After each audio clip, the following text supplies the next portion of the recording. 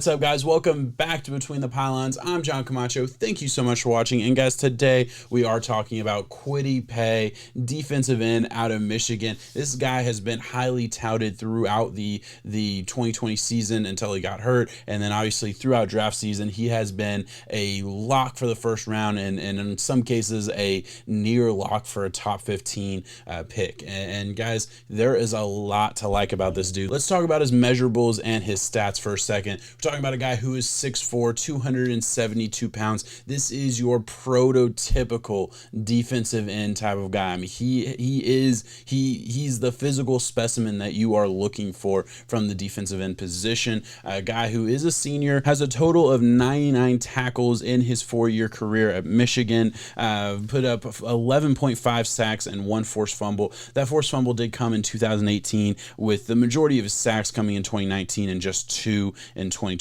although he only played a couple games in 2020 as he did have to deal with an injury and then eventually opt out to go to the NFL draft. This is a guy who has risen up boards because of his potential, and I will say very much so a projection. I don't think he is a complete prospect at this point, but the projection of what he can be is real. Let's get into it. Let's talk about Kwity Paye and his skill chart right now. All right, so first thing we got to talk about is burst and first step. He is so quick. We're talking about an athlete. We're talking about a guy who's just so sudden, so twitchy, so athletically gifted. I mean, he just has some pure athleticism that just shines through. It pops off the screen. It's very obvious why he is so highly regarded, because of the athleticism that he brings to the table. And he does have a very quick first step. His flexibility and bend, I put it at a 5.1. I will say he didn't get the opportunity to show this as much as I would have liked, right? Like, there are moments where I was like, oh yeah, there's bend, there's flexibility. This is almost a negative grade.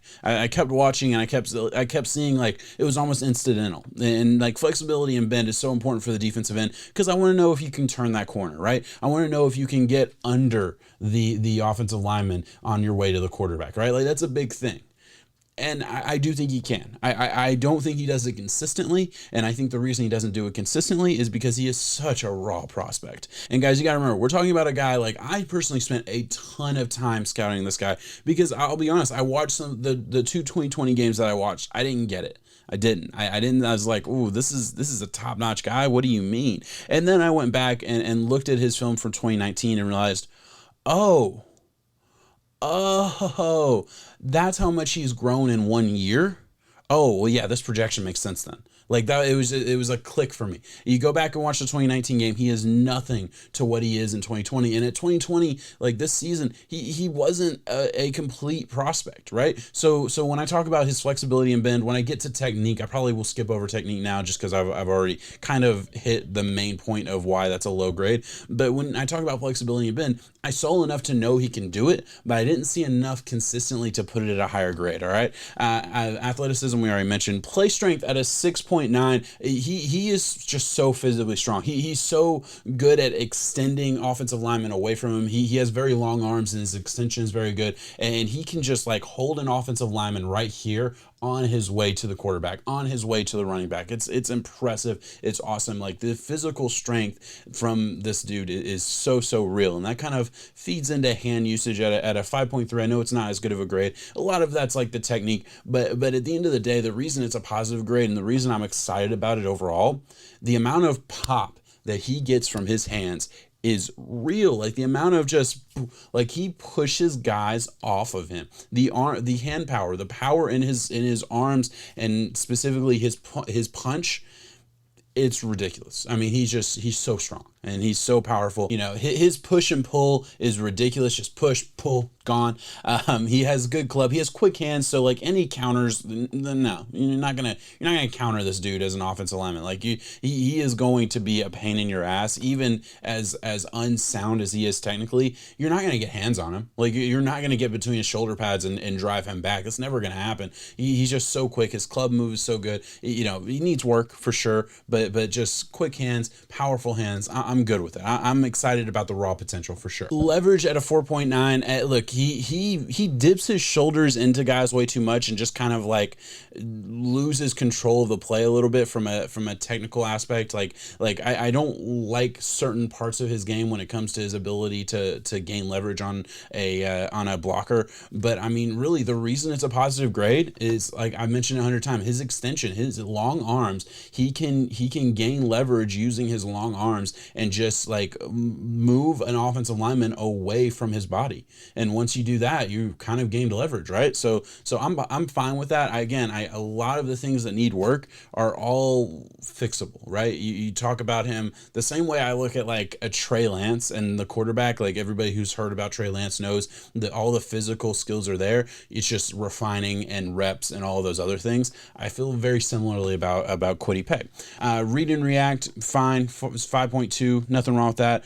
Versus the run, he's very good against the run. I will say, I do think he gets flat-footed a little bit at times, in option plays, or where like, okay, I'd like him to kind of squeeze that gap a little bit more. I'd like him to maybe attack the guard, attack the pulling guard or something like that, and really, cause havoc in the run game. But overall, he can get after the running back. He has good eyes. He always knows where the ball is, and he always has like he has a nose for the ball in general. Like he sniffs out run plays very, very well. His motor is 7.5. Dude does not give up. Dude is unrelenting at a ridiculous level. And I think part of that just has to do with his upbringing. I'm not going to get into it right now because it's a long story, but there's actually a video you can go find on YouTube, just kind of breaking down his story and his path to the United States and to Michigan and all these other things. Really cool story. Maybe a little bit of that seeped into my grade for motor, but fuck it. I have a heart. I'm not heartless. I can't help it. Technique 2.3. Have I covered it? We think I've covered it. I've covered it. We'll move on to coverage here at a 5.5. Yeah, I'm fine with him in coverage. I am. He has such good movement skills. I don't think that you're gonna ask him to play coverage too much. But if he ends up going to a team that plays him as an offensive linebacker who's standing up and does have to sink back into coverage, I'm fine with it. I don't think that's what I'm drafting him to be, but I wouldn't have like the biggest issue in the world with that. I really wouldn't. I think I think you're getting the most value out of him if you put a hand in the dirt and have him really learn that position, as opposed to try and make him figure out coverage in the NFL system. Like he never did in college, really. I saw in a little bit here and there that I was fine with his movement skills enough to think he could do it, but that's even more of a projection than what is already a very big projection. So don't hear what I'm not saying there. Overall, guys, we talk about Kwity Paye as a guy who, like, I've seen him mocked to the Giants at 10. I've seen him mocked, early in that like top 15 range.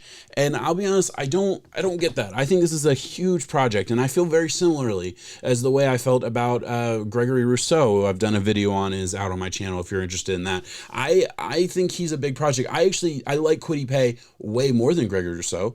The upside is so much higher than a Rousseau, in my opinion, just because Kwity Paye is, he's an Adonis. He's exactly what you want from that defensive end, physique. That's what you want to see. He is physically the guy.